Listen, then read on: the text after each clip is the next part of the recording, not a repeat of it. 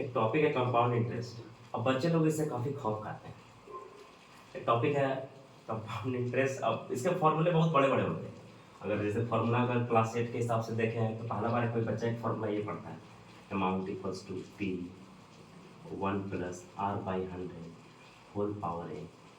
फिर चाहे अमाउंट हो जाता है, फिर सर बोलता है सर मेरा कंपाउंड इंटरेस्ट बताइए। कंपाउंड इंटरेस्ट का भी तो कोई फॉर्मूला होगा, उसका एक फॉर्मूला इस प्रकार ही होता है। और पहला बार कोई बच्चा इतना बड़ा फॉर्मूला देखता है जो क्लास 8 में, इससे पहले इतना बड़ा फॉर्मूला देखा ही नहीं होता है। वो डर जाता है फॉर्मूला देख के, सर इतना बड़ा फॉर्मूला कैसे बनाएंगे, क्या बनाएंगे। जो बच्चा तेज है वो तो कर ही लेगा, उसको तो कोई दिक्कत होता ही नहीं है।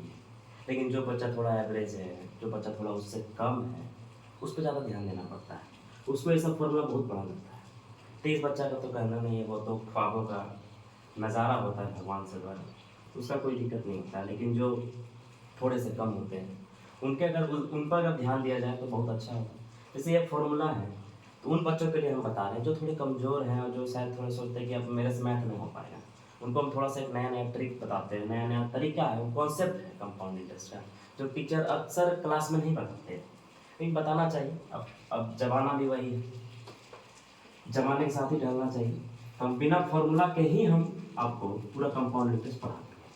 एक जगह भी फॉर्मूला यूज नहीं करेंगे और सारा का सारा क्वेश्चन बन जाएगा, सिर्फ एक क्वेश्चन छोड़ के। एक क्वेश्चन ऐसा जिसमें फॉर्मूला अप्लाई करना पड़ता है, क्योंकि अभी तक क्लास 8 में जो फर्स्ट टर्म के बच्चे होते हैं वो फॉर्मूला नहीं पढ़े होते हैं, उसके बाद पढ़ लेते हैं तो फाइनल टर्म के लिए ईजी हो जाता है।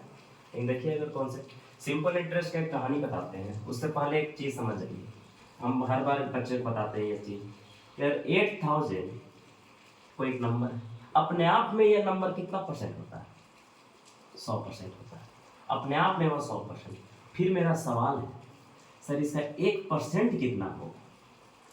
सर 1% पूछ रहे हैं। 1% निकालने के लिए हमेशा याद रखें जो भी नंबर दिया रहता है अगर उसका 1% बोला उसमें से आप 2 जीरो गायब कर दीजिए। अगर 2 जीरो गायब किए तो क्या बचेगा? 80। फिर देखिए 2% कितना हो जाएगा? सर 1% 80 है तो 2% कितना? 160। फिर 3% कितना हो जाएगा सर? सर 8 का तो टेबल पढ़ रहे हैं, 3 जा कितना? 24 है जी, 204। अगर 1% 80 रुपये है जी तो 3% कितना हो जाएगा? 80 इंटू 3 कर दीजिए, 240 आता है।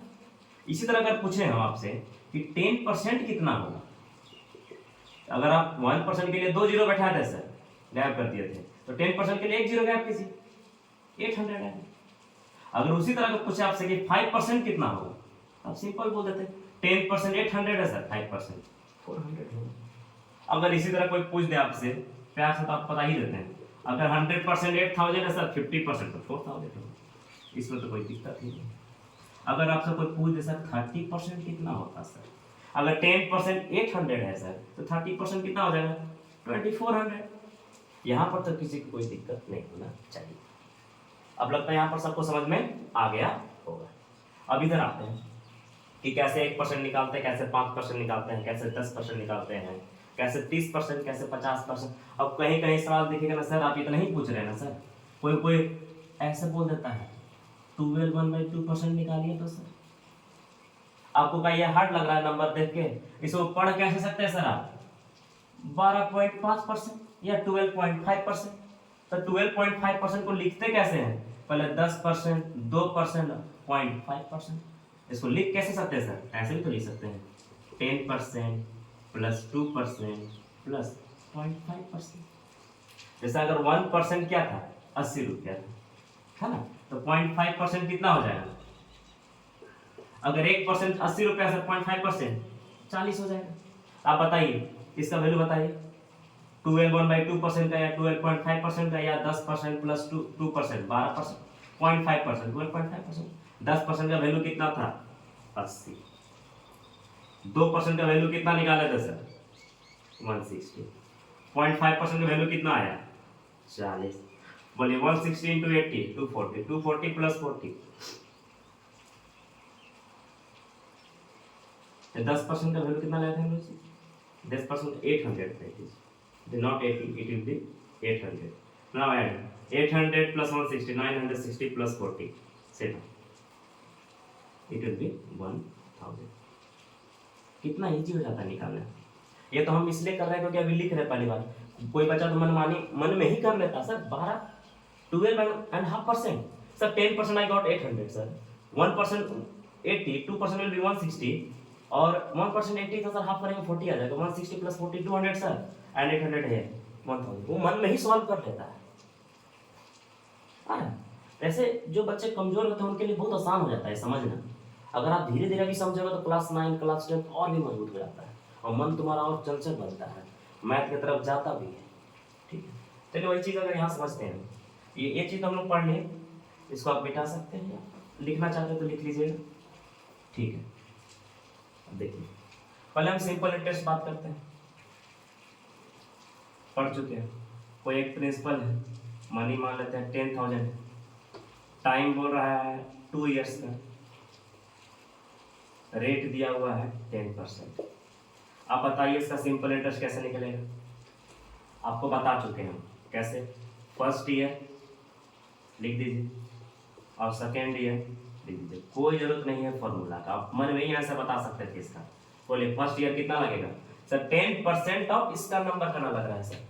तो इसका मतलब क्या था, इतना पैसा हम बोरो किए या इतना पैसा लोन में लिए हैं, तो पहला साल 2 साल के लिए लिए थे, तो पहला साल फर्स्ट ईयर में कितना परसेंट इसका लग रहा है सर? 10% ही तो लग रहा है, और 10% निकालेगा। अभी तरीका बताया, अगर 10% पूछता है सर, इस नंबर को सिंपल 10 से डिवाइड कर दीजिए। अगर आप 10 से डिवाइड कीजिएगा सर, एक जीरो कट जाएगा, बचेगा कितना? 1000।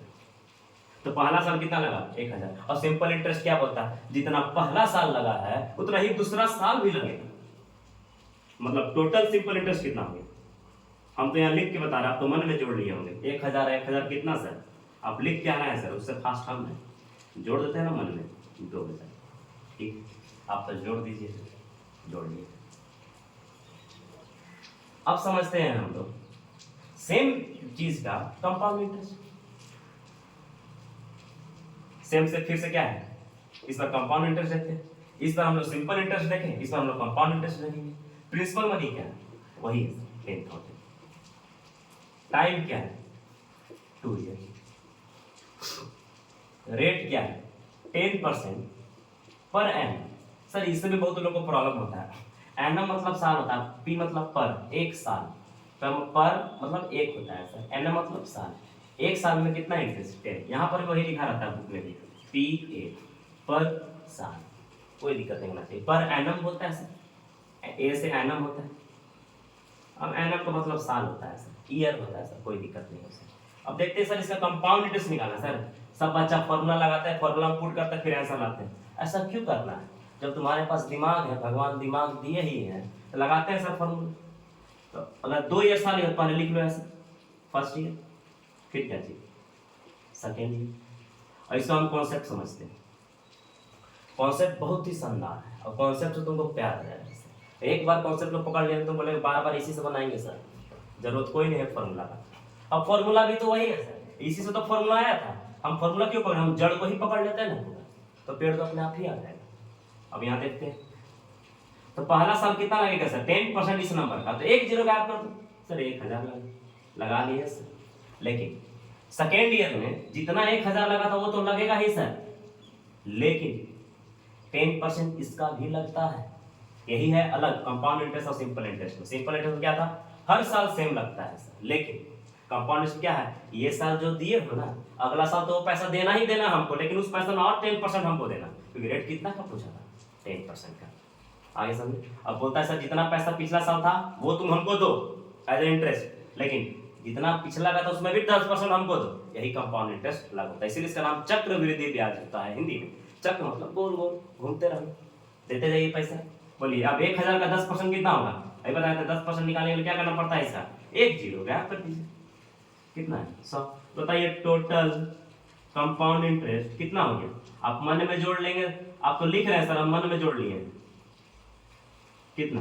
1000 1000 100, अरे सर सिंपल 2100। तो यहाँ पर टोटल कितना था?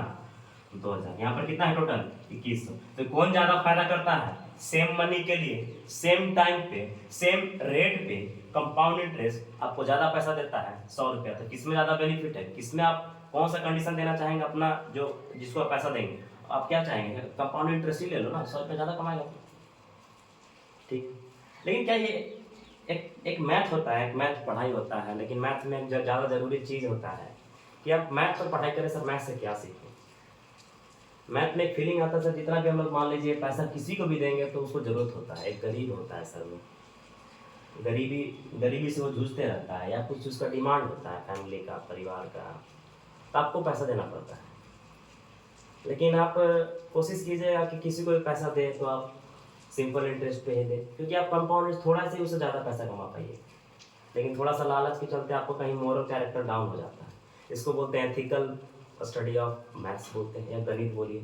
एथिकल है, मोरल वैल्यूज है मैथ्स का, अपना एक मोरल वैल्यूज। अगर आप इंटरेस्ट के लिए कुछ भी कर सकते हैं, ये आपका मन में डिपेंड करता है। लेकिन आप कोशिश कीजिएगा कि ज़्यादा पैसा आप किसी को भी दें, बड़ा हो जाए, आप बच्चे हैं, आप देख रहे हैं, बड़ा हो जाए तो कोशिश कीजिएगा सिंपल इंटरेस्ट पे ही दें, क्योंकि ज़्यादा पैसा नहीं लगता है इससे। इसे थोड़ा सा कम लगता है कंपाउंड से, कंपाउंड में मत दीजिएगा। थोड़ा सा एथिकल आपका मोरल डाउन हो जाता है दूसरे खिलाफ। इस चीज़ को कोशिश कीजिएगा, सीखिएगा, यही चीज़ ज़्यादा मैटर करता है। चलिए ठीक है, मिलते हैं नए वीडियो में।